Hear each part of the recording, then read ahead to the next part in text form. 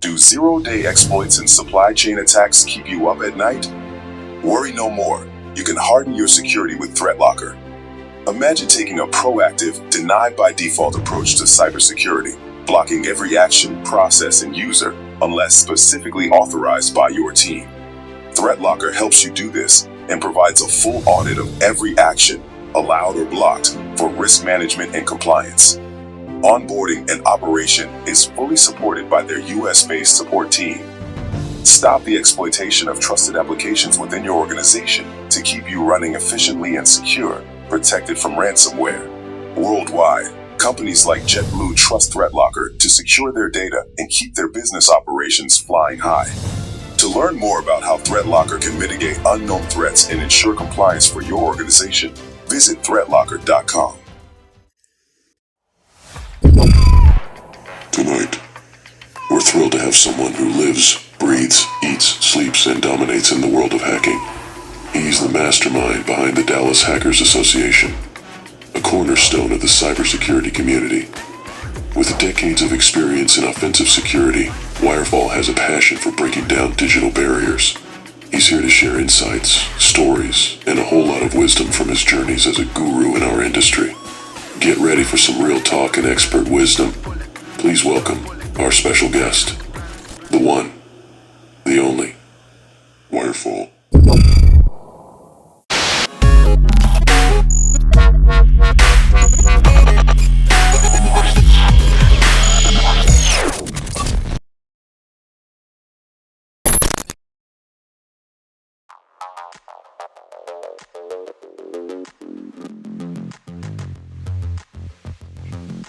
Episode 10, The Art of the Pivot, with DHA's Wirefall. Welcome to the Cyber Distortion Podcast. I am Big Daddy Jason Papillon, the best in this podcast episode group. But I'm going to tell you something. We are now on episode 10, and episode 10 is going to be a really cool episode.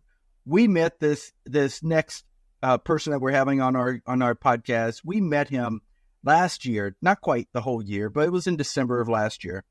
And we had an amazing time discussing, and having community in the hacker scene in the Dallas-Fort Worth area.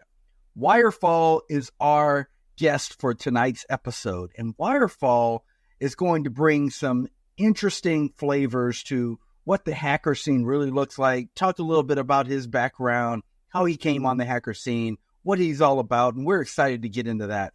But I'm going to tell you a little bit about this Lone Star Cyber Circus event that we have in Dallas-Fort Worth. This is where we met last year in December.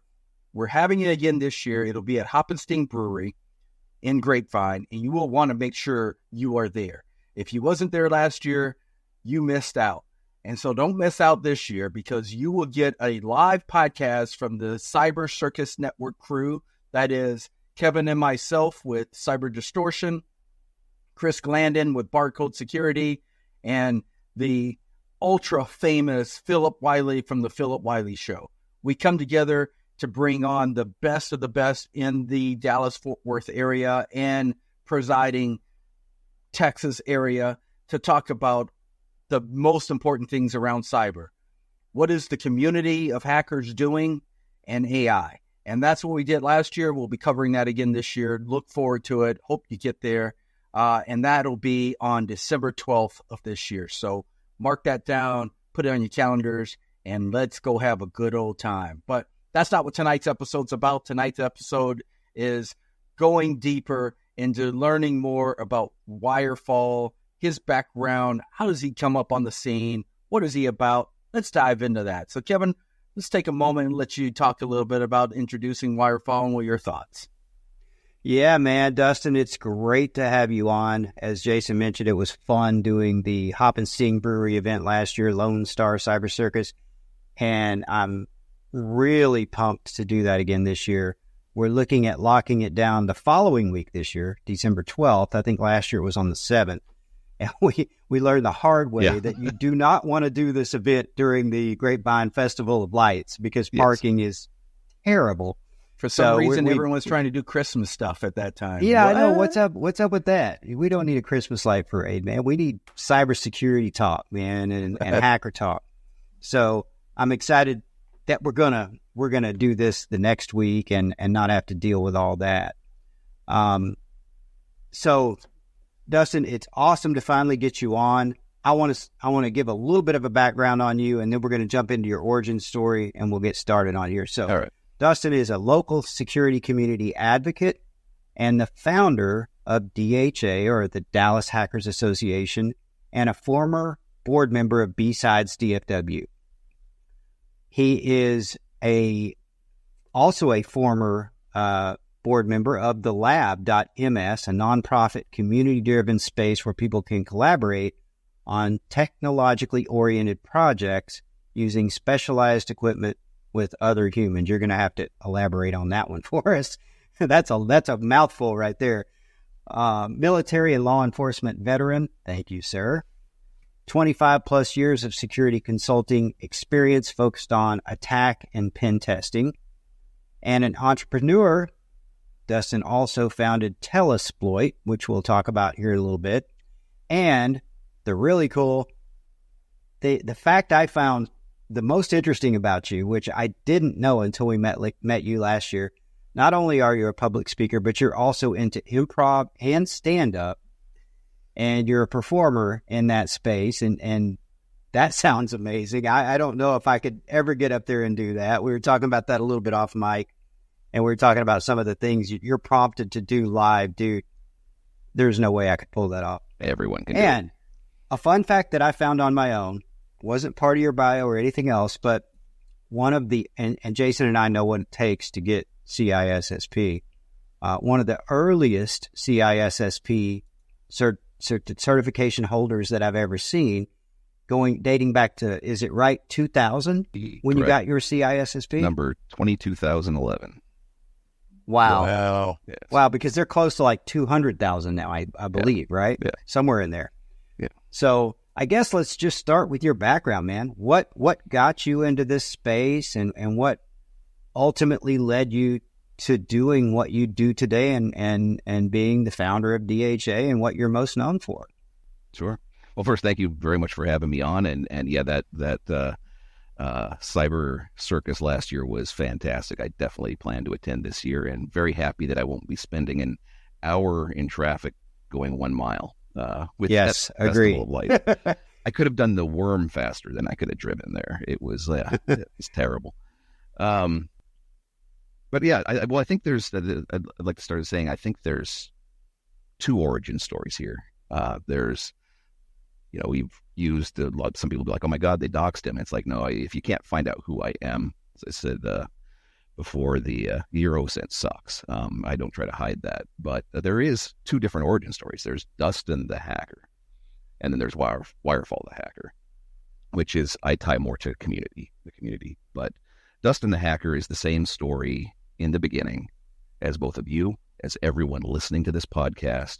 We are all, as humans, born hackers. That's just a fact of life. We are born completely helpless, completely useless, and we have to social engineer other people to feed us and take care of us. Right? So, we're innately curious. I mean, otherwise we wouldn't learn language. It wouldn't do anything. We'd just sit there and eat and shit. Right? Yeah. So we are born hackers, and unfortunately, I think our educational system beats that out of most people. We lose a lot of people to that. They get to the point where it's like, okay, tell me what I need to know to get the things I want, rather than the curiosity of driving you to know, just because of the joy of knowledge. Luckily, in my youth, my parents, my mother was in childhood education. This is the early 70s, and she got me into a Montessori program. And their whole mantra is that kids want to learn. Provide them as much information as you can give them, but there's no tests, there's no grades. It was just all driven by your own curiosity, and that definitely set me on the right path. Wow. We could pause there for a moment and take in a couple of things that you just said, because I haven't heard it articulated that way before. And this is an important piece, is, we were all born, in your words, we're born to hack, right? But the difference is, at some point, we get indoctrinated into the education system, and we follow the rules of the education system on how to get ahead. And we're focused around those rules. And in some senses, it quenches our desire to even think outside the box and to redesign the ability to learn, because we're following a pattern that was designed by people years and years and years and years, centuries ago, right? And when you said that, it sparked a light bulb for me. That is so true. And when we get further down our journey and we're professionals in a career and we think that we've actually done something with ourselves, we're still plagued with that same issue, because we as individuals who are rooted in wanting to solve problems and get things done and learn more and advance society and have community and lift everybody up, we're tainted and held back by the fact that not everybody is in that same space of thinking. So, and the reason for that is because we've all adhered to this traditional way of learning that it taints our ability to think so far out the box to make real substantial change. And all that came to me right as you were saying that. I'm like, oh my gosh, that is so true. How do we break the stereotype? Because I deal with this type of thing all the time. It is my pet peeve that people can't break the barriers of what they were trained to do, to think differently and do something that we haven't accomplished before. In the mandatory Star Trek analogy that it must be in every episode, it's data overcoming its programming. How do we do that? You're made to go one way, and how do you break out of that? Because you don't necessarily see that you are being held back. And it's I think a lot of it comes down again to what's good for the individual versus what's good for the society. What's good for the society is having a nice, unquestioning, steady supply of workers. That's very good for society. Not necessarily good for all of those people that are those cogs in that wheel. Yeah, you can't have everybody being out of the box thinkers. That's true.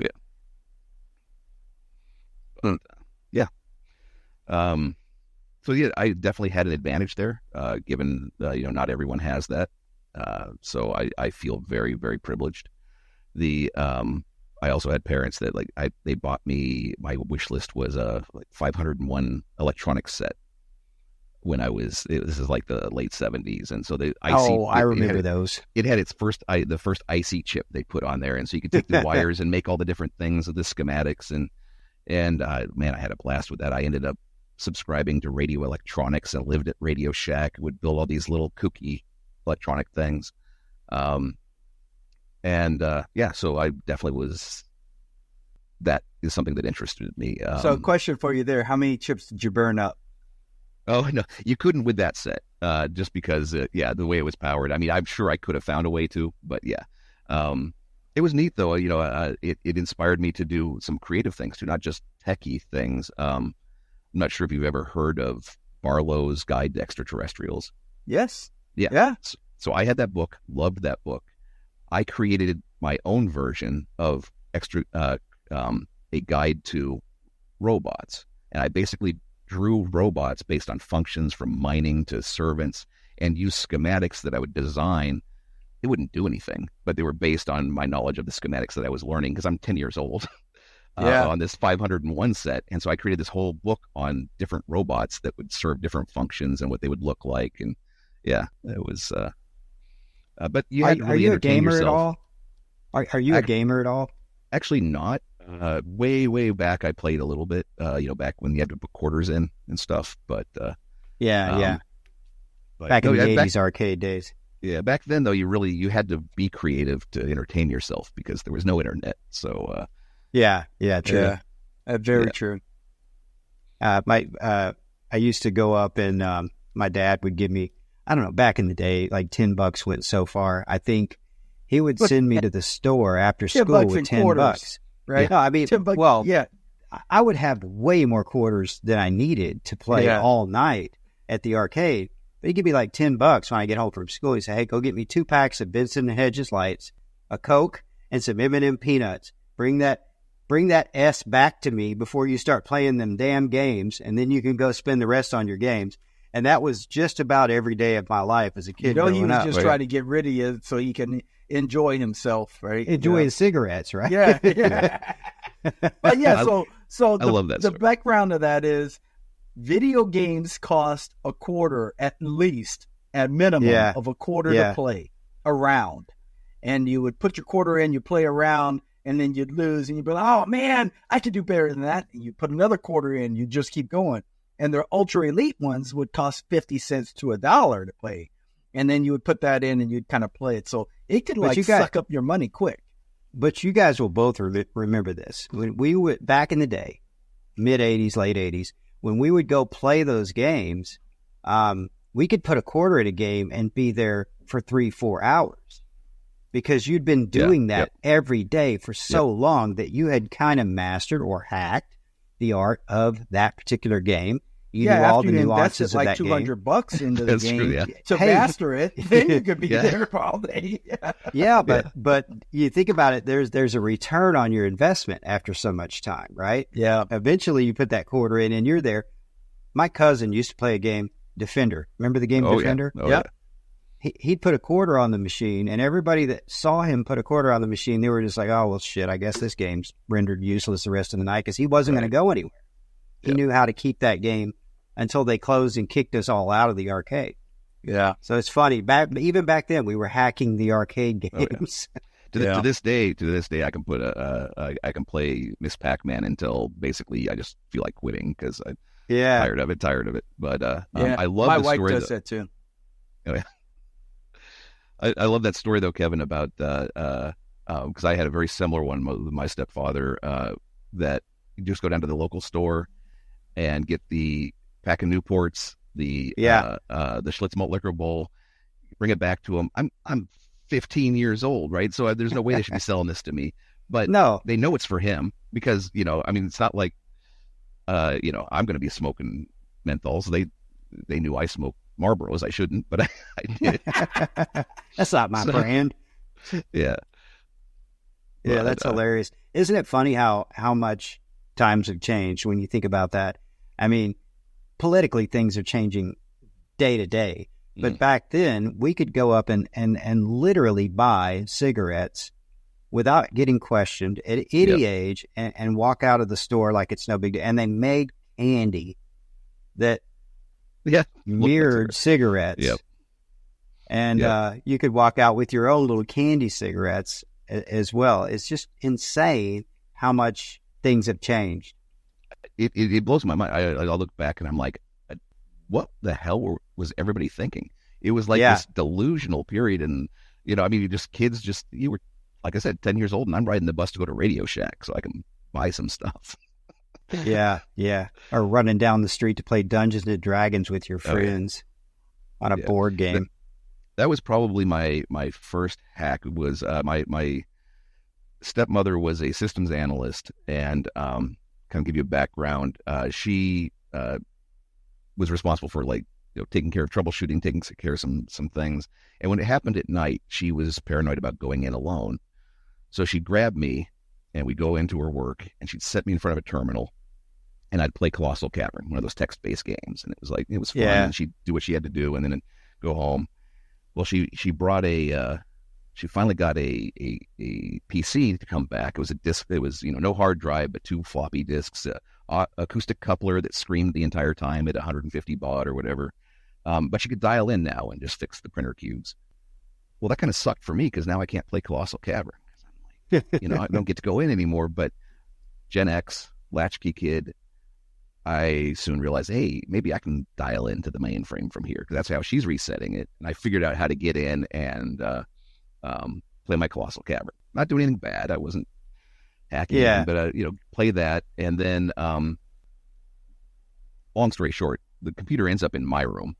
It has BASIC on it. I'm Dragon Magazine. It started releasing all these things you could do with writing basic programs, but it's old school. So there's no like CD with the magazine. You have to actually type the 50 pages of code to make these programs. And, of course you're going to screw it up. You're going to fat finger something. So you have to learn how to troubleshoot it, learn how to program, learn how to get this code to work. And when you did, the first thing I learned was that the basic command for random took a seed, and every time you gave it the same seed, it spit out the same series of numbers in the same order. And so if you memorized a few of those, when you were acting random, you could just throw in a number, and all of a sudden now my character could be the best character ever, or their random monster could be a gold dragon or whatever. Kill them all.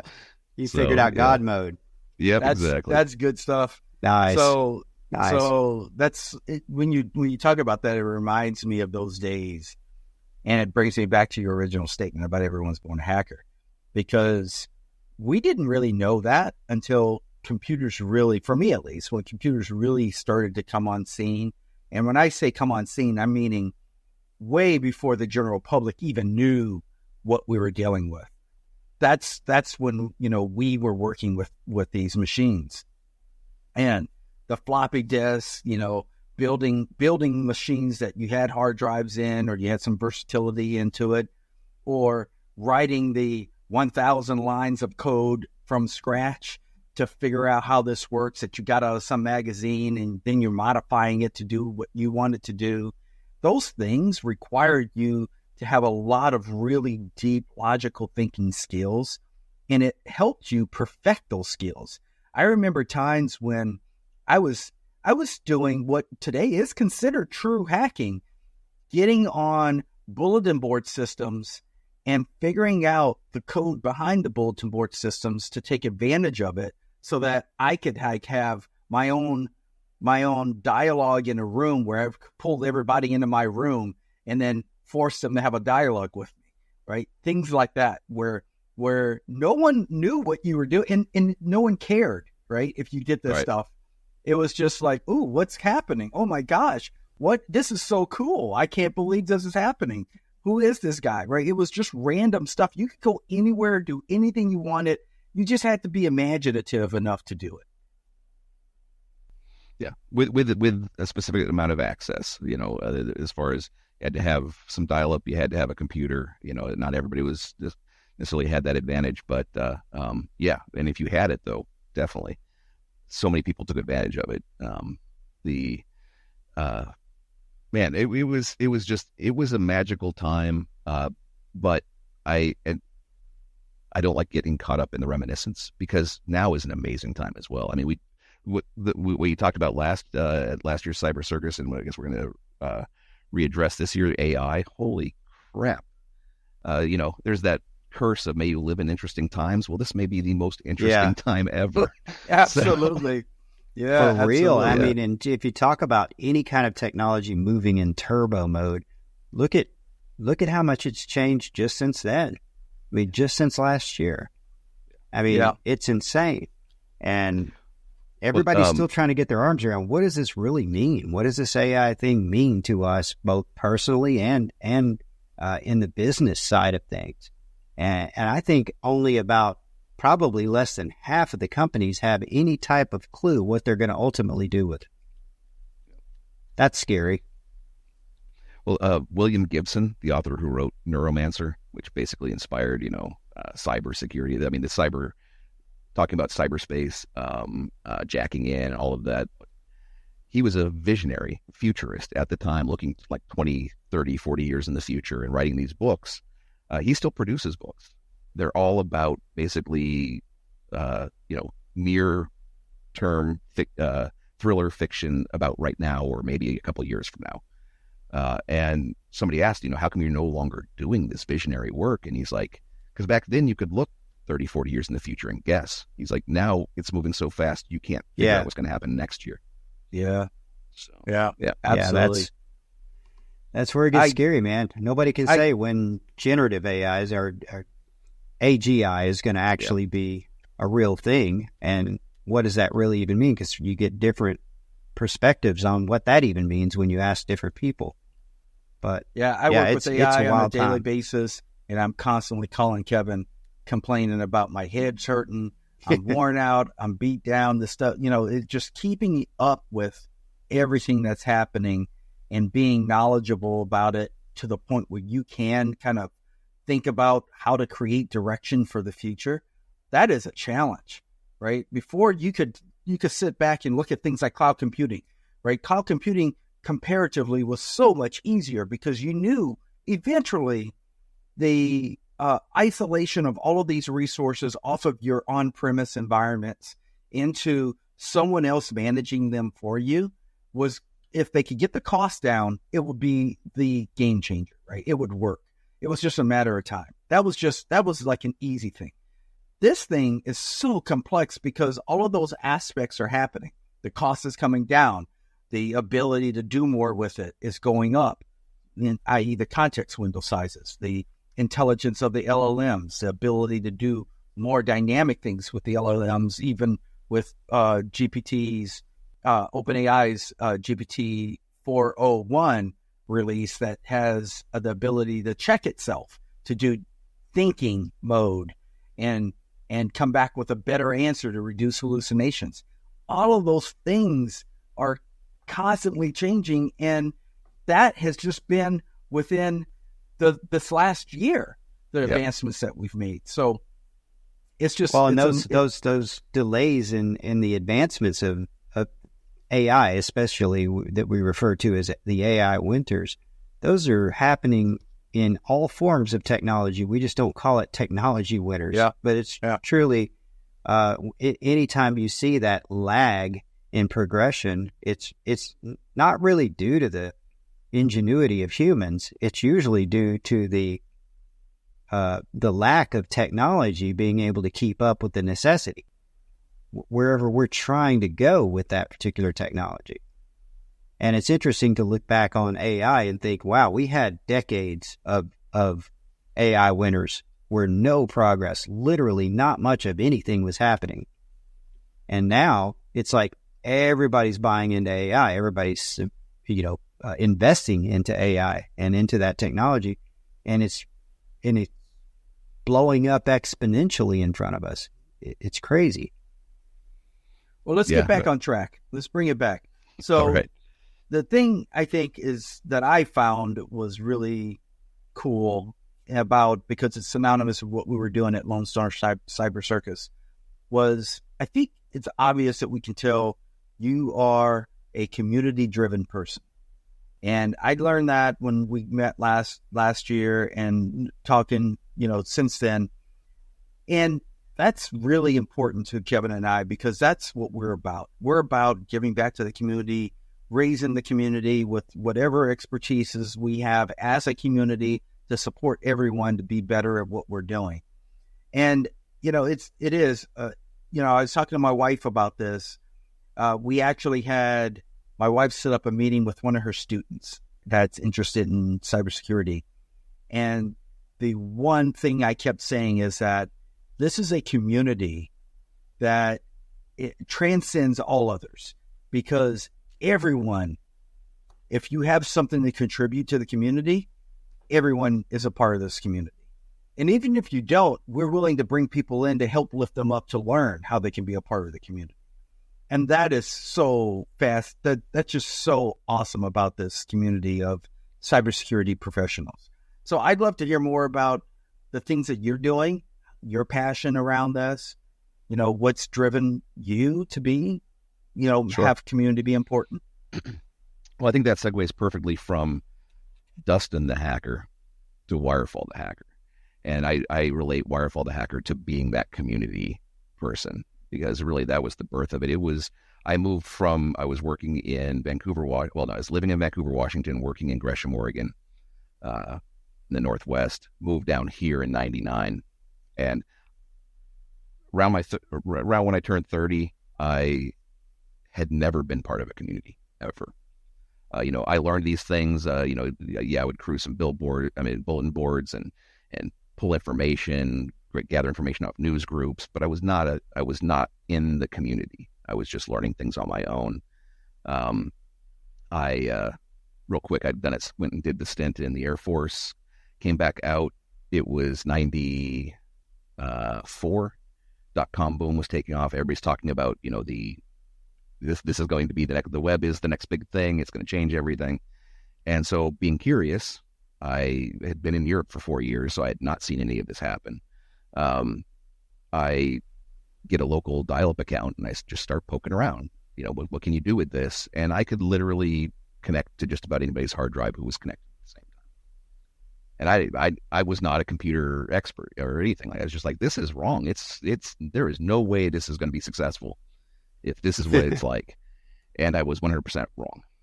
It was, despite the fact, so they had the build it first, secure it later mentality. Yep. Yeah. So, we all did back then. Yeah. So anyway, that's where I got interested in getting back into that. And then, I started focusing on that because nobody else was. There was no certifications, degrees, anything really. And I was obsessed with making sure that others couldn't access my information, my resources. And so I had to learn how to secure that. Well, that came in real handy when the .com boom hit. And now all the companies go, oh crap, our pants are down. We need to learn how to secure this. And so I got to step in at the right time and ride the wave. But still, it was all me, all just learning, reading through Frack magazine and those types of things, all the zines. But I wasn't part of a community. And I get down here to Dallas, and I'm just looking for something to interact with, and I find this. My background is wireless. That's what I did in the military. And this is about the time of NetStumbler, when people were doing initial war driving. And I found this group called DFW Wireless Users Group, run by Tony Loro. Wilming was his handle. And all of a sudden it was like, holy crap, these are my people.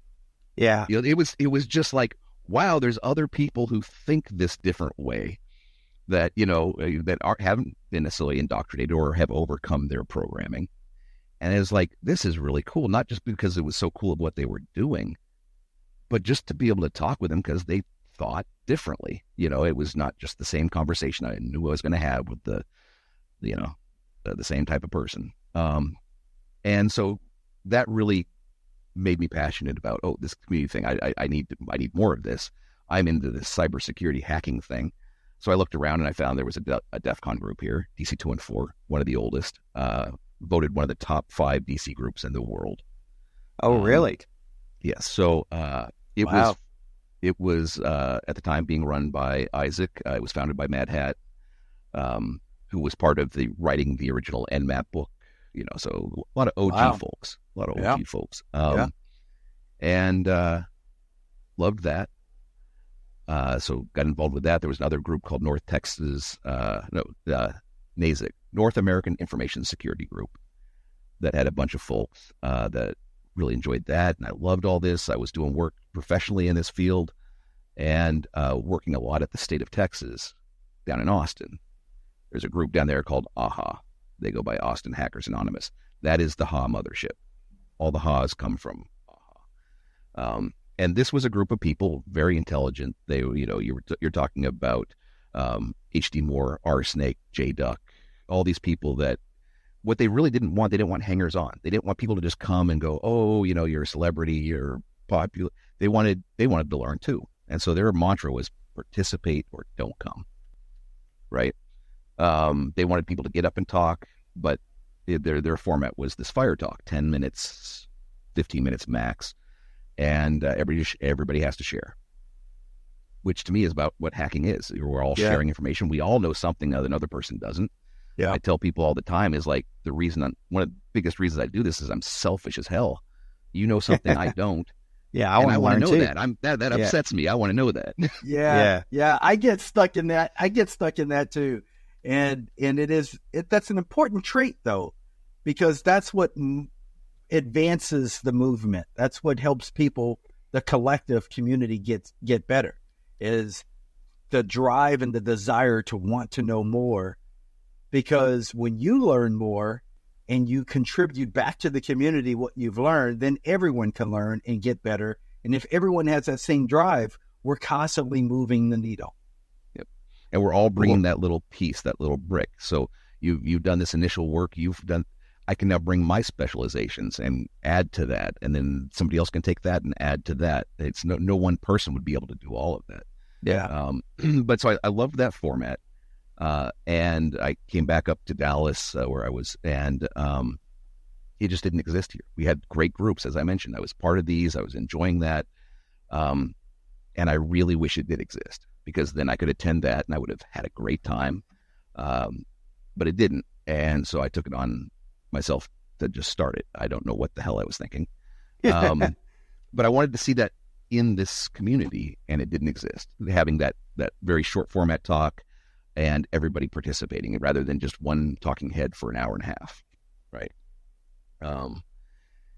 And so started it. And really, I think the reason it took off was, one, there's going to be like-minded people anywhere you are. So if it doesn't exist, absolutely 100% start something. First, go in and support all the groups that exist.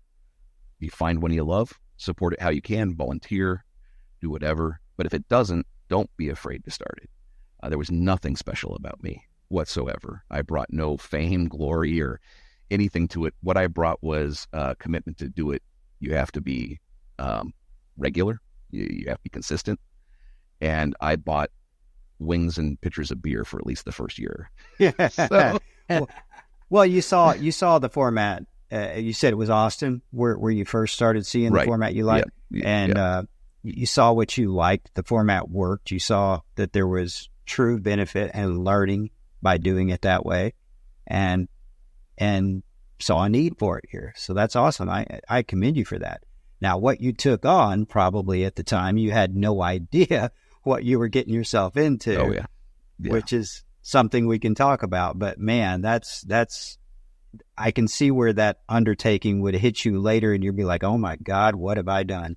Yeah. What have I gotten myself into?" Yeah, and because initially it was a dozen people showing up, and it was fun. I mean, in the beginning, I definitely had talks in my pocket every night. I mean, every month, so that I could talk, because we only have a dozen people. How much time are you going to fill up? But we had great conversations, even if there weren't talks.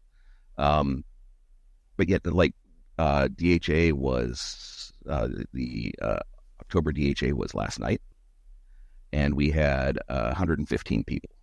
Wow. Yeah. Dang, So- That's dude, impressive. that is straight success. Yeah. Man, when you're having a monthly meeting and you got 115, anything north of 100 people showing up, and that is a crowd.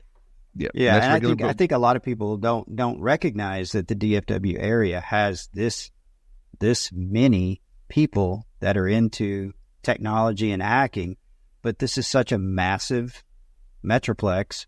And technically, like in the Lone Star Cyber Circus event last year, we had 4 represented there. Yeah. And that included the Denton DC 940, Dallas DC 214 that you spoke about, the DHA, and of course Fort Worth Hacks too. Yeah, Fort Worth. Yeah. That was really cool to be able to do that. And I'm sure there's events in DFW that come along that are hacker focused that have done that in the past, but it was just really cool to have. And that's the other thing about the community that we talk about. Everybody in cybersecurity, and I've noticed this since Jason and I have gotten into cybersecurity, because we come really from a different industry. It's night and day. I mean, people want to help people. Yeah. I can't even explain it. It's like, I don't know if it has to do with the fact that a lot of people come into this field and they're introverts. You know, there are a lot of programmers or coders or hackers or people that aren't so, out in front of people all the time, but they're extremely intelligent and have so much to offer from an educational perspective.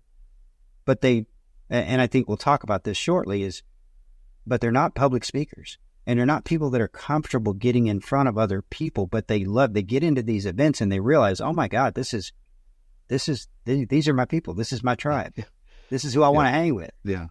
Because I they're think learning part too. of that too, though, Kevin. I think part of that is, I think you got introverts, you got extroverts, you got all spectrums, and the common piece to all of this. There's a couple of common ingredients, but one of those is this desire to want to learn and want to share and want to build and give back. And that cycle of all of those things supports the community.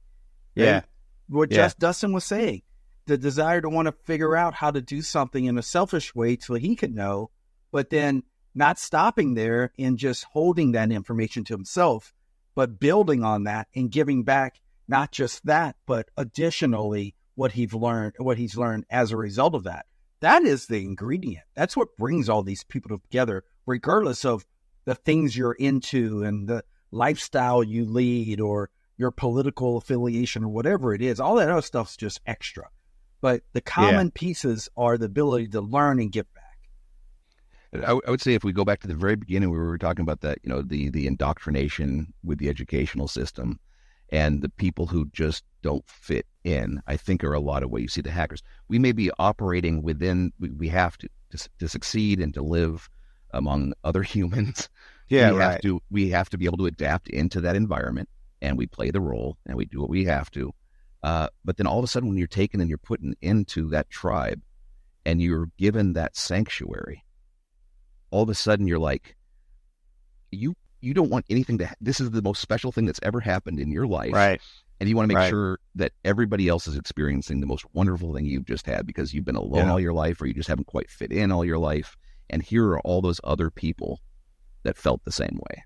Yeah. There is absolutely nothing in the world like community. Yeah. And when you find that niche or that specialty that you love, that you're passionate about, and you find other people that are equally passionate about it that you didn't know were out there before, it's like suddenly you don't want to be anywhere else. You could like sit there and talk all night, right? Yeah. It's so cool. It's so cool. Well, let's pivot a little bit here and let's jump into Telesploit. Okay. So, you've held a lot of jobs in the corporate world, and from banking to telecommunications, and you've been in InfoSec for a while. Like Jason and I, we've all been in it over 20 years and have a lot of experience in wearing different hats and everything. But I want to talk about what inspired you to take on this endeavor with Telesploit and become a founder for this company, and what it's all about. What is Telesploit, and what can others benefit from using Telesploit? Can you talk a little bit to that? Yeah. And this one's very easy to answer, but I'll give you a little background first. Where it came from was I initially, as part of the work I did as a penetration tester, would also do physical social engineering.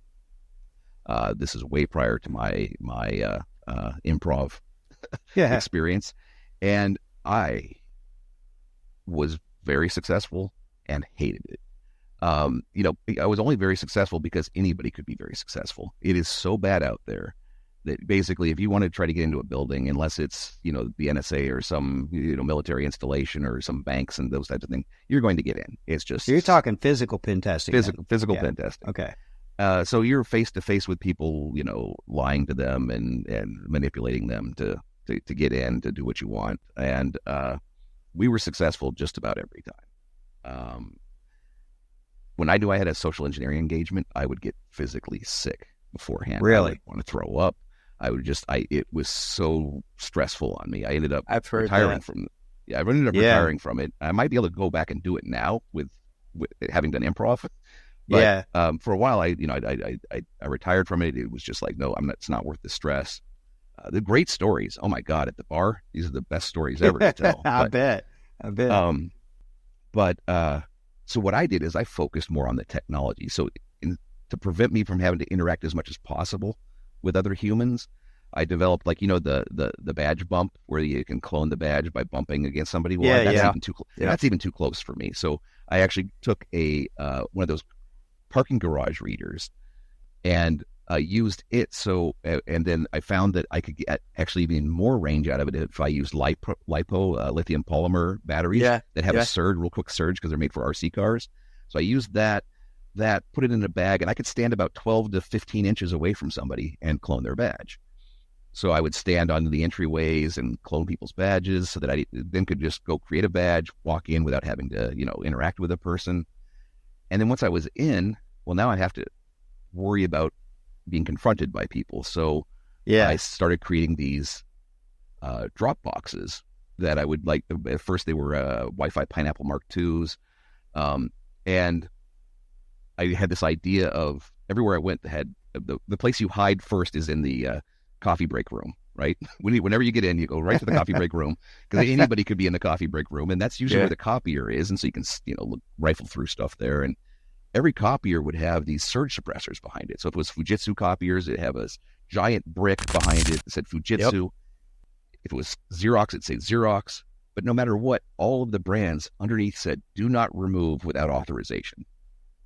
So nobody's ever going to touch that box. So I would go on eBay and buy these boxes, strip out the insides. They're not surge suppressors. Put my drop box in there, go into the coffee break room, plug it in, put the Ethernet cables from the printer into it, out to the wall, and leave. And now it had a 3G connection out to my server. So now I bump in with the clone the badge, go to the coffee break room, put this in, get the hell out, and then start hacking them from outside. Wow. That's awesome. So that was the whole motive, was to, try to minimize the amount of human interaction. That's interesting. The platform, though, wasn't robust enough to do a full pen test. You wouldn't want to do it. You had network access, you had some tools, but I was like, well, what if I just made this a solution so that instead you could ship a box somewhere rather than doing an internal pen test, having to sit on site. What value are you really providing? A lot of the times the customer didn't want you there because now they have to babysit you. Yeah. They have to find a space for you. And I would much rather be sitting in my office at home. Right. And we also, I've had some colleagues that had physical restrictions on travel too. And so their utilization would be much lower because they couldn't go to these internals. They could only be assigned externals. And it's like, well, if we can just ship a box. And so I started designing this, and I made it open source, Telesploit. If you go there to GitHub now, by the end of this year, I hope to have it back functioning. Some of the things broke. So the open source will be back to functioning. It has most of the capabilities of the commercial version, but that was the only version I had anticipated, was this open source project. Let others, fork it and have fun with it, and hopefully people can use it to their heart's desire. And my wife came along and she's like, "This is a business."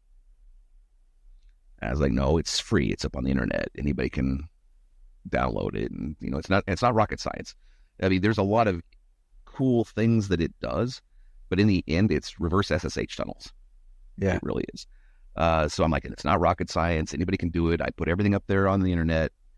And her response was, yeah, well, everybody can cook as well. And people still go to McDonald's, and that sucks. Yeah. It's like, well, I can't argue that one. And she's like, it's not rocket science, you said. I'm like, nope, not rocket science. She's like, so I don't need you. I was like, no. She's like, well, because I'm doing this with or without you. Are you on board? Wow. Okay. All right. And so she's the CEO. She I like it. And I was shocked. Yeah, people, it's just like open source projects like Red Hat or whatever. Yes. If you're going to be a corporate, anybody can use it. But if you're a company, you want support.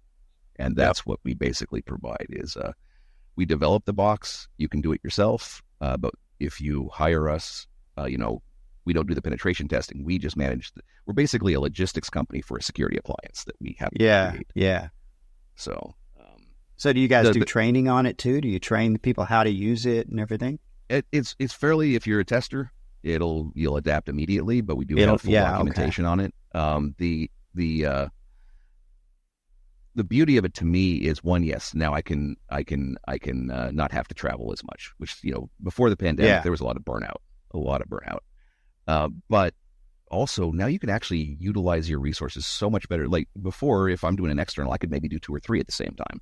Yeah. Right? Internally, if you're sitting on site, that's all you can do. Right. Well, now we could ship boxes to 3 different customers, and you could be testing all 3 internally from, one pane of glass on your machine. And because a lot of pen testing is, you get a scanner running, or you get something going, and you have to wait on it anyway, right? You're watching paint dry. Yep. Yeah. So one is running vuln scans, the other you're poking at, the third one you're documenting on, or whatever, however you need to do that. But also what I've loved to see from some of our customers is true, quote, kind of like the best of breed red teaming type of activities. I always hated when they would say, "Oh yes, we're gonna do a red team," and they send one person. It's like, well, that's not a team. that's one person. This way, you can ship a box out. You could have your junior tester go onto all the boxes and do the enumeration. Maybe that's all they do, and they learn how to do that. And they provide that information to, okay, here's the network stuff. We'll hand it off to the network expert. Oh, here's all the database stuff. We hand it off to the database expert. Here's the web app stuff, web app expert. Yeah. And all those people can log in and do their specific work. Yeah. So, yeah, that's cool. That's interesting. That's really good. And one thing, a big takeaway I think I heard from you there was, and I know this happens for me often. As an engineer, I will engineer something, and I think it's really cool because I'm deep in it, and I know what it takes to engineer it. I know what it takes to build what I just built. Then I look back and I'm like, oh, yeah, well, any good engineer can do this. And, I mean, Google has 1,000 of these engineers. I'm sure they're thinking about the same thing. They're going to come up with something. And I start to diminish the work that I just did. And to the point where I physically just give up on it. I'm like, okay, well, it wasn't that important. And I forget the fact that that's real work. That's like really cool, important work that has value that you could really do something with. And I shouldn't, and that goes true for all creators and engineers and thinkers out there, designers, is that the work you put into something, to the point that your wife made, a lot of people can cook, right? Mm-hmm. They can either choose not to, or they don't know how to, but they could do it. They could figure it out. Or they're really good cooks, but they're not, they didn't come up with what you came up with. So there's a number of variables where what you've created should be celebrated as unique and original and has value. And if you can do something with it, great. Do something with it. You should do something with it. So I'm glad to hear that story that, your wife brought you to that point where you guys did something with it. You don't want to undervalue yourself, because a lot of the best inventions that are out there, whether it be in technology or anywhere really, started with someone else's idea that got expanded on. And in the world of technology is much of the same. I mean, we see things that are cool and they're helpful and they're advancing a role within an area within IT or within the industry. And somebody else comes along, takes that and expands on it and makes it 10 times better. Well, they would have never gotten there had it not been for the original person's idea. And so you can't undervalue what it is you bring to the table, because you whether you're the person that came out with the original idea or the person that expanded on it, made it 10 times better, we're always borrowing from each other's ideas, thought concepts. And I think that's how we all get better. And that kind of goes back to the community thing too. It's like, I hate trying to protect a corporate company and not having other people to bounce ideas off of, not being involved in think tanks or not being involved in networks of other people that are dealing with the same challenges we are. And there's so much value in that.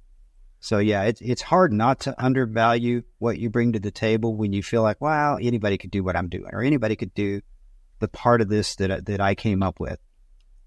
Yeah, but there's value in what you brought to the table, because there's somebody out there right now looking at it that's thinking, oh, that's a cool idea. I wonder where they're going to go with this next. And if you give up on it, guess what? Somebody else is going to pick it up and take it over. And they're going to take it to the next level. Yep, absolutely. All right, guys. Well, look, we have gone extremely long on this segment.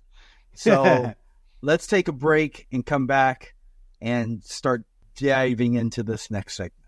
Yeah, let's do it. DHA meetings often have an informal atmosphere, allowing participants to engage in candid discussions about various security-related topics. The group fosters an environment where ethical hackers and security professionals can share tools, techniques, and experiences. In addition, DHA may hold capture the flag competitions, demonstrations, and social events to help members hone their skills. It's a great space for networking and staying up to date on the latest trends and challenges in the cybersecurity world. What are you waiting for? If you're in the DFW area, sign up for a meeting. You won't regret it. All right, we are back from our break, and we've been having some awesome conversation with Dustin, Wirefall from DHA. And Dustin, I want to get into something a little more personal here. And I was listening to our buddy's podcast, Chris Glandon's podcast, the Barcode podcast, where he had you on and you guys were talking about your original fear of speaking, which you've overcome. I think that's an amazing story. And but the way you overcame this is the real story, because I don't think most people would even think to try what you've tried to put yourself in a position, an extremely uncomfortable position, to overcome that fear. So let's get into that a bit. And what we're talking about here is you got into improv. Yeah. And I wouldn't even have thought, hey, let me look for an improv club somewhere in my area and I can go challenge myself to get on stage with people and just do that and try to figure out how to deal with something on the fly in an area where I'm already uncomfortable. So you put yourself in like a double uncomfortable situation and said, screw it. I'm not only going to get over this public speaking thing, but I'm going to go ahead. I'm diving in head first. So can you talk a little bit about what drove you to even try that, and then maybe some of the parallels of improv? We titled this episode "The Art of the Pivot." You're constantly pivoting in improv. You're constantly having to react and respond to something that is not expected or that you could have not known was coming. Yeah. What's that like, and what has improv done for you? Sure. Yeah, absolutely. This has been something I've dealt with my entire life. The absolute terror of public speaking, which is something that affects many, many people. Oh yeah. I mean, there's, I don't know how accurate there are, but there are those surveys that say people fear it more than death. Yeah. So I was probably one of those people. Literally, if I had to give a talk, I would definitely feel like, I was going to pass out, get sick, get tunnel vision, shake. And that's not comfortable. No. I tried the journey to overcoming that has been arduous and long as well. I tried the Toastmasters in the early days of my, and I don't know if it was just the Toastmasters I was involved with, but it seemed like 90% of it was focused on Robert's Rules of Orders that I didn't give a shit about. I just wanted public speaking, and really how the public speaking thing started, how I started down that path of changing that was just doing DHA, having that where I'm having to do this constantly, at least once a month now, where I'm talking. I would still get terrified, but you do it for long enough and it's like, okay, well, I'm not dying. so I know next month I'm not going to die as well. But it still wasn't making me comfortable. I still wasn't comfortable doing it. I could handle it much better. I could, weather the conditions easier, but it wasn't easier for me. But it means I would say right before starting improv, though, which is about a year and a half ago, I was getting really into the where nobody would ever notice that I was having any sort of issues, and sometimes I didn't, but I would definitely have relapses where I did. Let's go back to, so I've been actively doing it for about a year and a half, but pre-pandemic, so my wife and I do these date night things, and like we've had one where I pick and we go for a season to the symphony, and then she picks and we do salsa dancing and whatever, we pick something. And so I picked improv comedy. There was this course on group, you got a Groupon, and it was like, hey, let's go do this thing. It sounds absolutely terrifying, right? And so we did, and we got halfway through the first level, and then the pandemic shut everything down. My wife was incredibly adept at it. She's the best social engineer I know, and there's a lot of that. She just took to it and was did really well. I was not necessarily, I was a much slower learner. But my whole goal was to take one class to prove I could do it, get up on stage as your showcase. We didn't get that opportunity because the pandemic shut everything down. Yeah, So, so after that, I was like, hey, you know what? I really want to go do that thing because I I never got to do my showcase, so I can't say that I've actually done this. But still, the whole goal was to take one level, and that's it, just to prove to myself I could do it. And so I was like, hey, I'm gonna sign up for this. You want to go? And she's like, no, have fun. It was not her thing. But I took that level one at this new place, Stomping Ground Comedy Theater, and that group that we are, like 18 people, we ended up going through like 3 different levels together. It was like a family. Within 7 weeks, I had a closer relationship with those people than some people I've known 20 years. Wow. Because you are being That's cool. vulnerable with each other. Yeah. Yeah. You have to completely, you're open to failure. Nobody likes failure, but people especially hate public failure, in front of Right. people, and that's all you're doing. And in fact, if I can take a tangent here real quickly, is there is a problem across the world, but specifically in our country right now with loneliness. I think a lot of that was already a trend.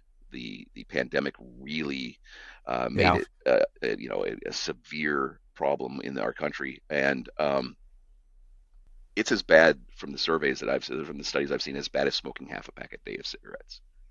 It's not good for your health. That's one of the powers of community. But if you haven't found a community, you don't know what community you want to do, go take an improv class, because guess what? You are going to have friends, because all it is adults playing make believe. And what kid has a problem making believe with other kids and having, getting friends and having fun? I'm not guaranteeing it, but every one of us in that group did, and every group I've seen at that place did. So, but anyway, I was bitten by the bug. I really was. I've graduated that program. When I was getting close to graduating, I'm like, okay, I'm feeling comfortable with this now. What else can I do to make myself, shit my pants? And so I tried musical improv. Oh my goodness, so it's like, okay, from my background, I mean, you can see a instrument hanging on the wall. I play some stuff, but I have no sense of rhythm. And as far as singing, goes, happy birthday when I have to. I mean, that's basically my experience. That's me too. Yeah. Yeah, and so now all of a sudden it's like, okay, get on stage and sing about pickles. Okay, Wow. Yeah, but so it's interesting because I didn't know I had this really in me, but I think I've become, how you have adrenaline junkies who like base dive or something, and they keep pushing and further. Is I'm doing that without the fear of dying, but this is your adrenaline. This is your Yeah. So, but the amazing thing was, like, before I would give a talk, let's say, is on whatever subject I'm doing. I've done some conferences. I was doing DHA.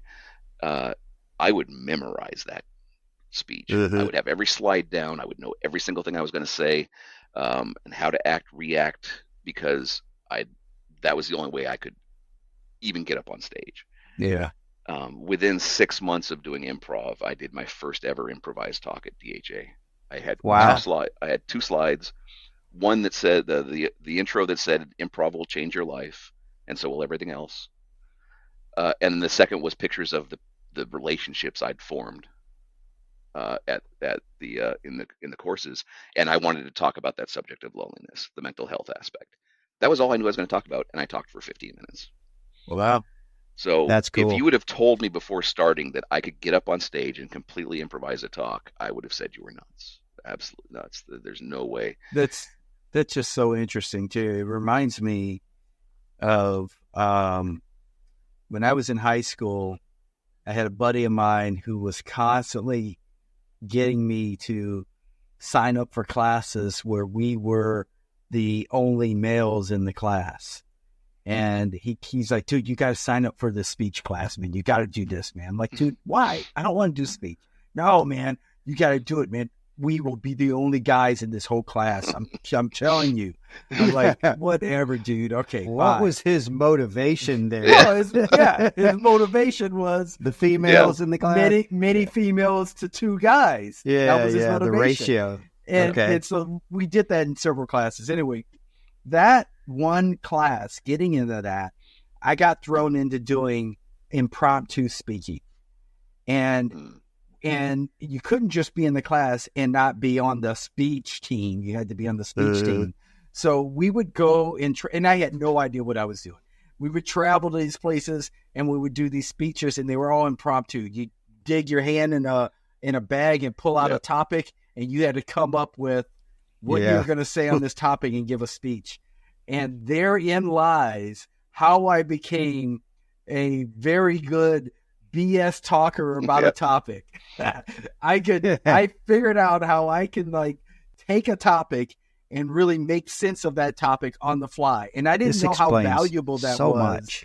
when I was doing it, as now into my career, how much I fall back on that. So to your point, building a presentation or a talk, I would much rather not memorize a thing. Know the topic, know what I'm going to talk about, go up on stage and start talking about it, because I can do a better job doing that than if I memorize my thinking behind it.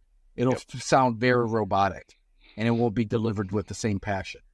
But it's those things. Sometimes you got to push yourself into those situations to learn what your true capabilities are. Dustin, Jason has this saying he likes to say is that when I open my mouth, nothing flies between these teeth but knowledge. And see, now, baby, you've just let the cat out of the bag, bro, because now I know what you're saying is it's knowledge wrapped in bullshit. It's educated knowledge, man. It's coming from a good place. Okay. Yeah. Well, So talking about... Go ahead. Go ahead. I was going to say, talking about what you mentioned with the if you compare the memorized talk to the impromptu, and how the other one you said would feel more stilted, it's versus natural. I agree.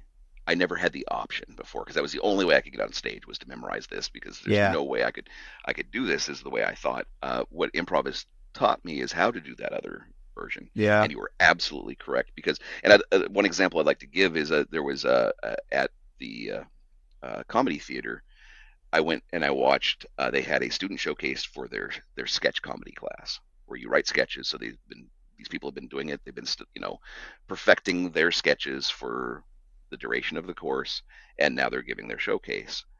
And they were good. There were good sketches, but there were maybe 1 or 2 laughs in the audience, and it just felt that what you were talking about. Right after that class was another student showcase, and it was improv. These people have no idea what they're going to talk about. They've not spent weeks and weeks on developing the content. What they've done is spent weeks and weeks developing the tools that they can pull out to pivot, to figure out what's going on, to how to maximize the good turnouts versus the not so good turnouts on different decisions you might make. And the audience was in hysterics the entire time. Yeah. So yeah. So there you have it, Kevin. I have tools. What? I have it's tools. Very... You do have tools. But that just goes to show, I mean, we were talking about this a little bit off mic, that the improv thing is so much like hacking, and it's so much, I guess I would most closely relate it to social engineering skills than anything else, but it is. I mean, you're reacting on the fly to situations that you really don't know how to anticipate would be coming at you. Yeah. And I think that's what's so cool about it, that even if you weren't taking it for the skill set to build your skill set for public speaking, it seems to me that there are so many other skill sets that we evolve from taking improv classes. Yeah. Well, like one example, there is one of the questions I hate the most from a customer is before a pen test. So what tools will you use? Yeah. Well, there's some enumeration stuff I do all the time, and there's some specific tools I will always do there, but I don't know, because I don't know what I'm going to find. Right. If I run into you've got some network database still on your network, well, guess what? I don't usually list my network tools from 20 years ago. Yeah. So, Yeah. but if you've got it, now I've got to pull that in and react and interact with what you have. So I Yeah, don't that know makes what I'm going to sense. find. I don't know what I'm going to find. But yeah, the it's not just, I don't think, an exercise in is this, are these similarities, because it actually is. The groups that I'm part of, the improv group and the hacker community, at least a dozen people from each, since I've been proselytizing both in both groups, have gone over. There's a lot of Crossed tech over. folks. Yeah. Yeah, there's a lot of tech folks in improv, and I brought them out to our community at DHA and all the rest. DHA, every month I pretty much push that, the stuff I'm doing, and inviting people out, and we've got a number of folks. Some are just coming up on graduating the program. That's Wow. super So cool. yeah, That's yeah. super Well, cool. let's take that one step further, because if that wasn't good enough, you challenged yourself to the next level and said, "Hey, guess what? I'm going to do comedy because I Yes. killed this improv thing." So tell us a little bit about that. Like, that had to be, like, if I had to get up and think that, first of all, I would never do comedy. I just would not do that. That's just, I would be too scared of failure. All eyes on you. Yes, trying to land a joke and no one laughs, I don't want to be there. I'll Yeah. cut my losses Uh-uh. before I do it. So what drove you to want to go that route? I would say that adrenaline junkie thing again. I was feeling comfortable with all the other stuff I was doing. It's still challenged, but where I'm like, okay, this is going well. How can I, again, shit my pants? And that right there is stand up. And especially because the audiences are so different. An audience in an improv show, they're just amazed when things work. They're right there with you, and they're like, "Oh my God, that's amazing! How did that happen?" And then they're expecting failures. Stand up, it's like, you spent time on this. You thought this was funny. You better make me laugh. Yeah. Yeah. Maybe It's a different thanks. attitude. Yeah. And so I took a course, and I did there was a 50 first jokes for DFW. There were 50 comedians. You got to do your first jokes of the 2024, when it was just after New Year's. And wow, it was weird. It was really surreal, because I had spent all this time on it, which I've done 5-10 minute sets, but this was a 1 minute. This is my first time on stage, and it was a 1 minute set, which was so much harder, because you've got to get the setup and some sort of delivery in there. Sorry, not a minute, 5 minutes. But you got to get up quick, and no, this was 1 minute. Yeah, so this one was 1 minute. So you have to get it set up and get the laughs in, and try to get as many laughs as you can in that 1 minute, which is really, really hard. I remember I probably spent at least 20-30 hours on that 1 minute, on prepping. Wow. On the delivery, on getting the words right, the inflections right, memorizing, practicing, doing it in the mirror, and recording, and it was like, that's a lot of work. It's a lot of work. So it's not something I foresee myself continuing, but I'm so glad I did it. Some of my improv, that is all up on my YouTube. That stand up set. But I remember getting introduced. I remember my hand grabbing the doorknob to come out on stage. I remember walking, and the lights, unlike in improv, were just, all I could see was lights. So there's no audience. All I see is this bright light, like God coming down. And then I remember going off the stage. I remember nothing about the delivery. Wow. And rewatching it, it went well. I'm proud of Yeah. it. Proud of it. Yeah. But, yeah.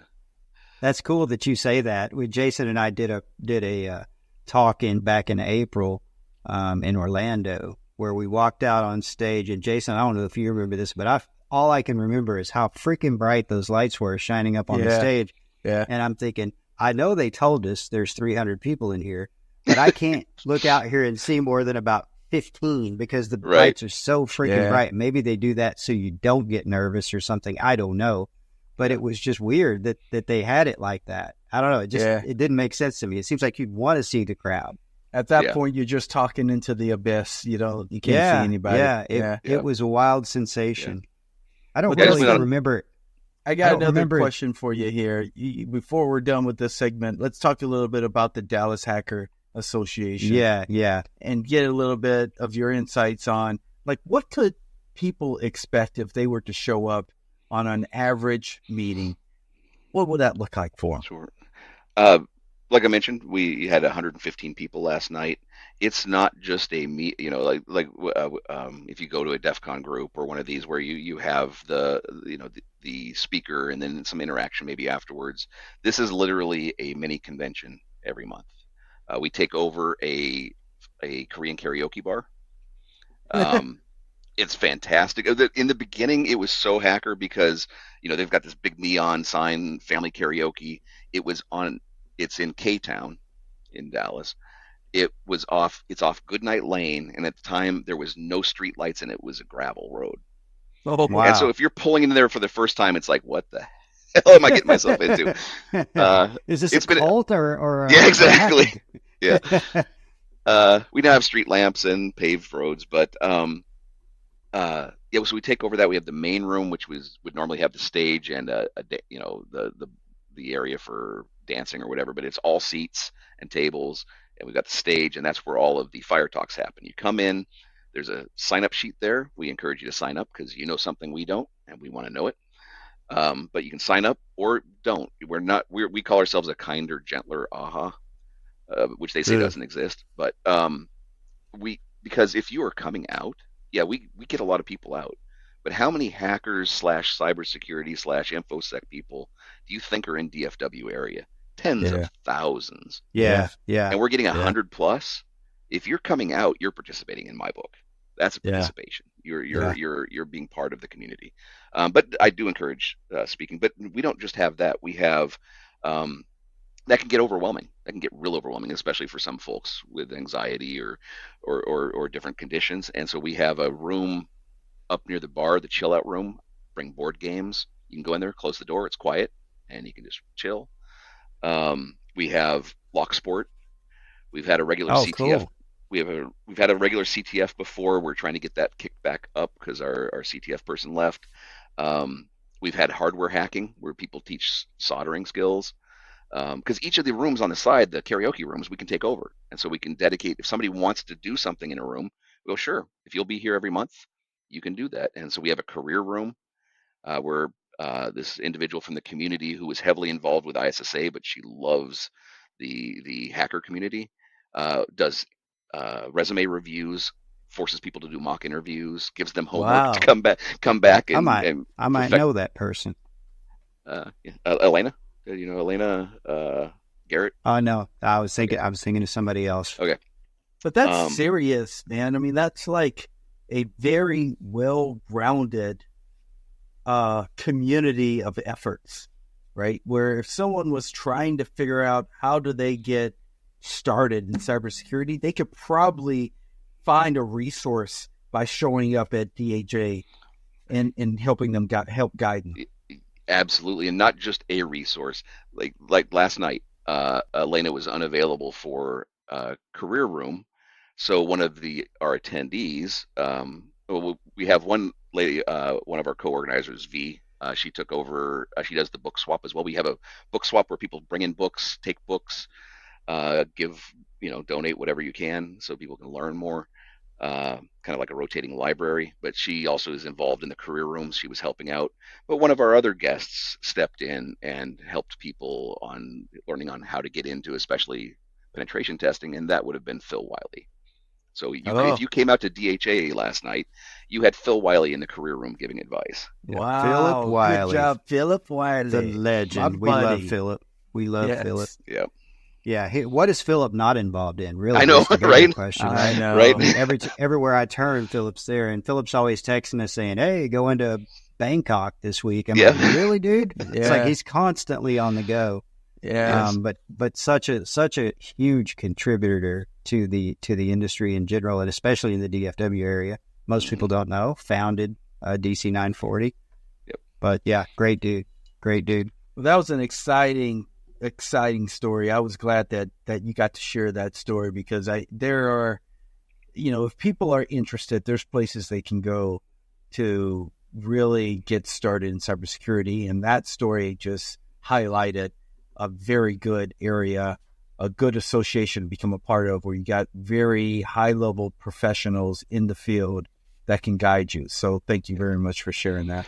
Well, that community, our MC now, when we started out, it was, well, at first it was just myself, but then I learned as we grew quickly that I needed a team if this was going to be successful at all. And we had an amazing team with Tinkersec. He's been on Darknet Diaries a couple times.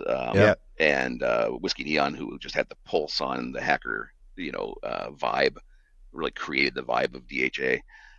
But like our MC now, since Tinker's left, is Rainmaker. And Rainmaker came into the scene through DHA. Oh, wow. And his success, which he's been very successful at, all came from all things he got from meeting people at DHA and the community. So there's been so many of these stories where people coming up through it. In fact, our Locksport, the guy who's been running our Locksport for years, he's moving on. But he said every bit of success that he's had in this industry was because of what he's done there, what he's learned there, and who he's met there. People, I know it's a huge community of hackers in DFW. Some of them, I know, subscribe to this podcast. If they've never been to DHA, is it every first Wednesday? Every first Wednesday, correct? Yes. Okay, and that's family karaoke, folks, in Dallas. So look that up. Is there a website they can go to get more information? Or yeah, I don't know if our website is up. That's Rainmaker's job, and I don't know if it's if it's live right now. But if you just go on Meetup, we're on Meetup. So, okay. Yeah, that's where we announce all of that. We'll announce there and on Twitter. So yeah. Cool. And Rainmaker, get that website up, man. Come on. Well, guys, look, we've covered another really good piece of information in this segment. Let's take a quick break and come back and finish this up in our last segment. Yep, let's wrap it up. The Telesploit solution enables organizations to remotely perform internal vulnerability assessments and penetration tests, leveraging resources located anywhere in the world. Maximize productivity, reduce travel costs, pre-deploy the solution before going on site for fieldwork, expand your reach, collaborate remotely with the integrated collaboration tools, and stop wasting time worrying about logistics. Learn more today at Telesploit.com. Telesploit. It's exploitation at a distance. All right, welcome back, everybody. This is our final segment of the night with our friend Dustin Wirefall from DHA. And we are going to get into some fun stuff here in a minute. Before we do, Dustin, and before we get into the hypotheticals for the night, got to ask you, we talked about what you've been doing up to now and all the cool stuff you're involved in, even up to stand-up comedy. But I got to ask, man, is there anything else on the horizon that you've got planned that you'd like to talk about? I think the biggest thing on the horizon is, I've been getting paid to do what I'm doing since like '96. The things have changed so much, and especially we were talking about a little bit about AI going forward. I think I'm about ready to make the pivot to retirement. Oh, yeah. Okay. So, yeah, I don't know if I have the I have the curiosity. I just don't know if I have the energy and drive to. It's one thing pivoting when things went online and then cloud, as you were talking about, and these were significant changes but manageable. And now with AI, it just feels like that's going to be such a heavy lift. Yeah. That I'm not sure that where I'm in my career of, do I put that much effort into it for another couple of years? Yeah. Or do I just take my toys and go home? Yeah. So in retirement, would you continue to do the DHA thing though? Yeah, I I'm also hoping to transition out of that at some point. Yeah. Just because I think like we've brought younger people in for co-organizers, more diverse folks. I think we really need to do that same thing with myself. My position as well is not because I feel like I need to step away yet, but I want it to continue to be relevant. And if I'm stepping out of the industry, how relevant am I going to be? So Well, really just because you step away and get into retirement doesn't mean that you are really stepping and you have to step away. It just means you can do all the same things just on your own time. Right. On your time, which is important. And also you can oversee the construction of the erection of the statue of Wirefall that's going to go out in front of family karaoke. Because that needs to happen, bro. That's funny. That's funny. Yeah. You got to be there for that one. And that'll give me time too to continue this current passion for improv. I do have a dual prov team that I'm part of, myself and A.B. Taylor. She was in my level 1 class, went through all the levels with her, and we've taken some other courses together. She is the current reigning Miss Fort Worth and has competed for the Miss Texas. It's completely different. She loves metal as well. I'm a big metal fan, and we know my wife and I have taken care of metal bands for like almost 20 years, where we feed them when they come through, we house them if they need a place to stay, and Very so cool. we usually go to the shows and know the bands, right? And so AB started going with realizing that, and we've gone to a couple shows together. So we do this bit called Metal Dad and Metal Daughter. And it's just the two of that's us awesome. on stage, and so hope to push that. Get a coach, start practicing that, maybe take that and make that a show. So am I Sounds hearing awesome. you right that you said you also teach improv now? Well, I've taken all of the requirements to teach at where I currently am a student as well. So Okay. whether I do that or not, I'm not sure. I've never felt that was one of my stronger suits. I feel like I've definitely been successful mentoring, but actually teaching step by step, I've seen some amazing teachers, and I wouldn't want to be not an amazing teacher. Well, you make it sound fun, and you make me even want to take a look at it and see if it's something I could have some fun with. I think it would be fun, man. That would be so cool. Oh, it is. Really as long would. as you're willing to just let those defenses down, be vulnerable, and just play, have fun. I mean, it is so opposite of what we do on a day-to-day basis, where we're guarded and protected and everything. It's just so liberating. It really is. Yeah, I can imagine it would be. That's freaking awesome. Well, we're going to get into this next part of this segment where Kevin really starts to want to have a lot of fun. And this is cheesy as hell. Kevin likes doing it because I believe he likes making fun of me. And it's an opportunity for him to do something where he thinks he can one-up me, and it never works that way. So my questions are going to be the best of all, no matter what Kevin thinks. But before we get into that, I want to just give you a chance to say, where can people find you and connect with you? How do they find you online? Well, first, if you are in the DFW area, come out to one of the events. Absolutely that's 100%. Yeah. Yes, we can talk online, but nothing beats the in-person networking.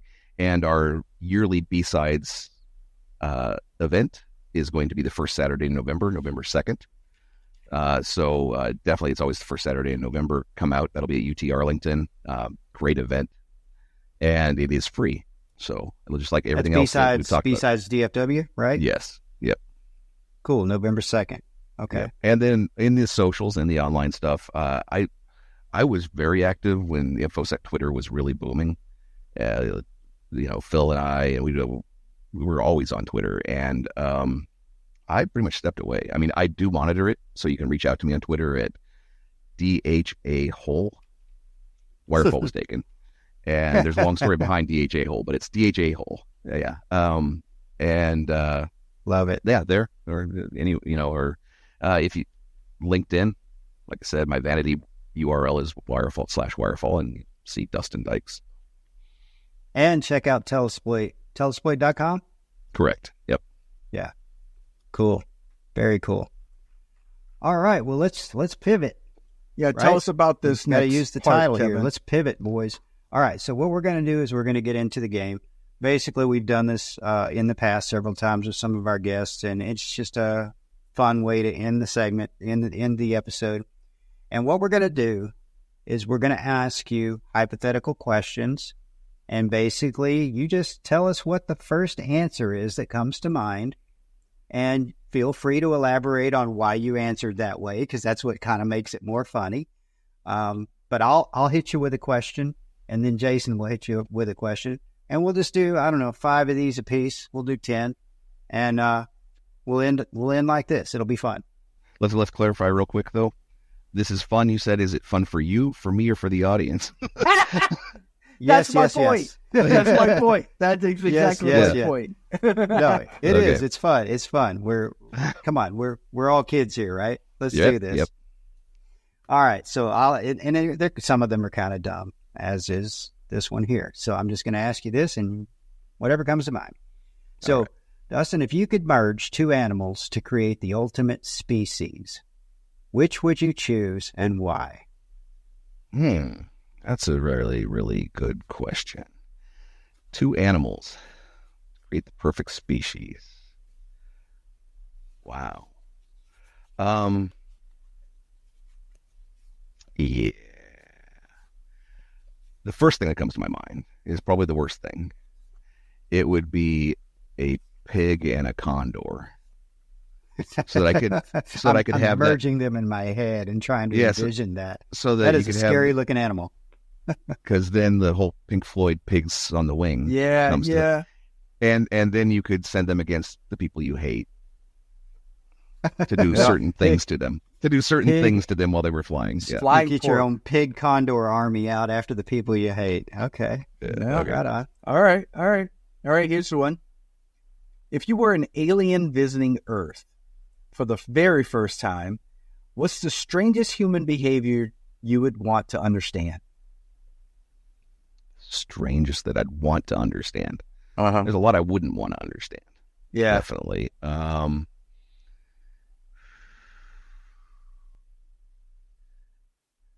The Macarena. That is a messed up situation. Yeah. Whatever happened? What went If wrong you- with yeah. humans? Yeah, you're looking down, you're seeing an entire stadium. You know, I mean, the wave, I could maybe understand, but all of a sudden, all these people doing the Macarena, that would Yeah, that just makes that no requires sense some at all. explanation. Yeah. All right. If you were a professional bank robber, what would your signature style be? Who's saying I'm not? No.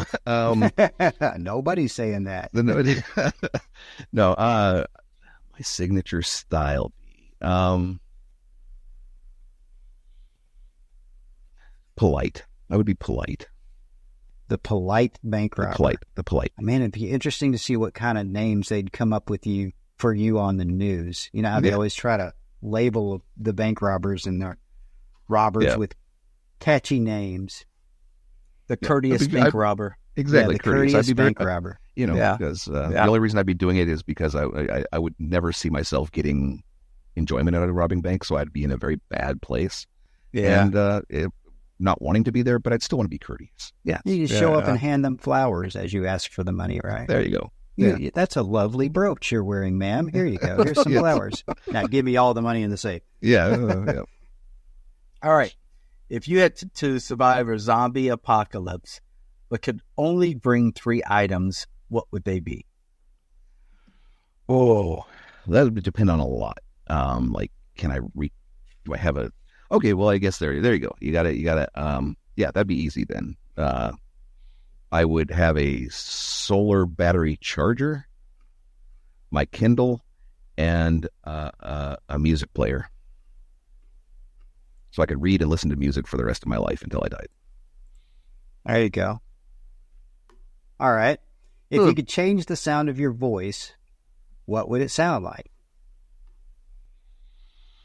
I'm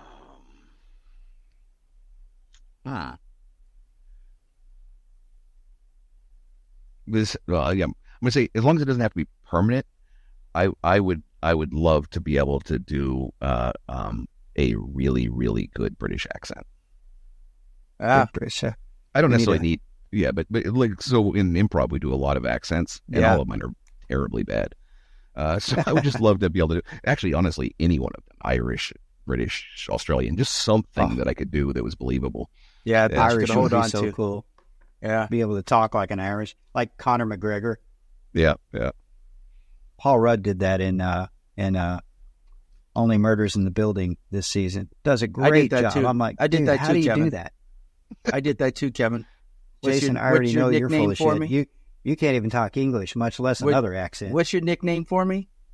What, McGregor? You don't even know. Caramel You don't remember. McGregor? Caramel McGregor? Caramel McGregor. That's it. Jason's got a nickname, Carmelicious, from back when he used to dance. Yeah, male you don't dancing. have to tell the whole story here. So I just call him Caramel McGregor because the way he walks. Never mind. All right, go ahead, That's Jason. awesome. All right. If you were given a superpower but had to use it to prank people, what would the power be? Oh, to prank people. To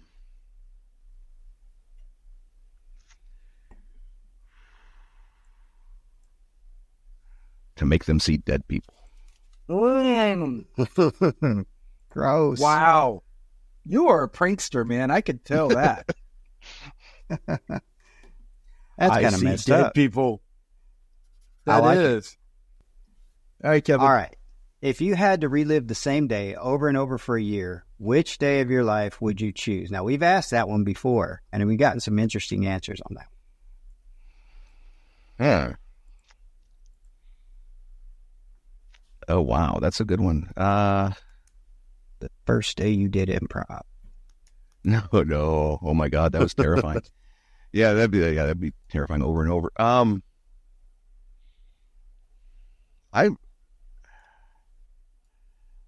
I would have to say there were, before moving down here, in 99, my wife and I did a hike on the Timberline Trail around Mount Hood. It was a 5-day trip around there. No comms, 5 days. Pick one of those days. There was actually one that was probably the most beautiful. I'd pick that day because it was just the two of us away from everything in nature. Everything just felt right with the world. There was nothing, no outside. Yeah. I know that feeling. I used to go camping a lot with my wife and I, and there were days when it was just so freaking beautiful. And you're like, your phone's back at the camp and you're out on the four-wheelers in the middle of a trail, middle of nowhere.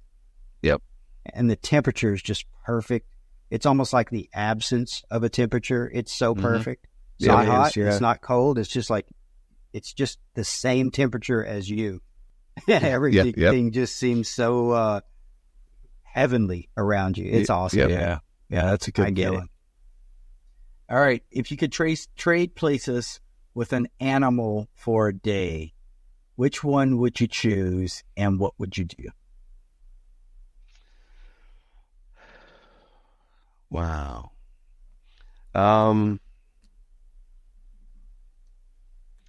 Okay, I think I'll merge this one kind of with the pranking one. I would trade places with a great white shark and I would swim along the beach. and eat little I'm not saying not to eat anybody. I'm not saying not to eat anybody. I would just scare the bejesus out of them. That's cool. Be cool if you could be the first shark with a clown mask on too, and you just jump up out of the water and freak them out. Yeah.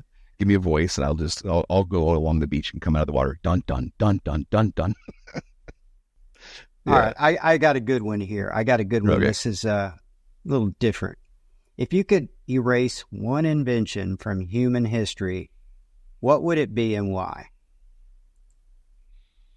One invention from human history. I think in the future, nuclear fusion will probably save us, but I would remove nuclear fission. Not because the powers, there's negative things with the power, but not because I'm against that, but because of the terror, the threat of growing up, hiding under your desk, thinking that's going to stop a nuclear bomb. Yeah. That was terrifying. The Cold War was terrifying. Yeah. You and I are on the same page on that one. That's exactly what I came up with in my head as I was reading these earlier. I'm like, I already know what I'd say. Be interesting to see what he says. Yeah, we're on the same page there. All right, last one. If you could invent a new flavor of ice cream, what would it be, and who would it appeal to? Are there any new flavors of ice cream? Oh my God! Last time I went to the supermarket, there's I think 2 aisles of ice cream. Yeah.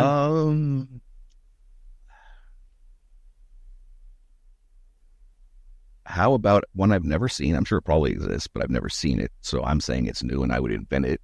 It would be a Islay flavored ice cream and it would appeal to me. Well, Islay. What's an Islay?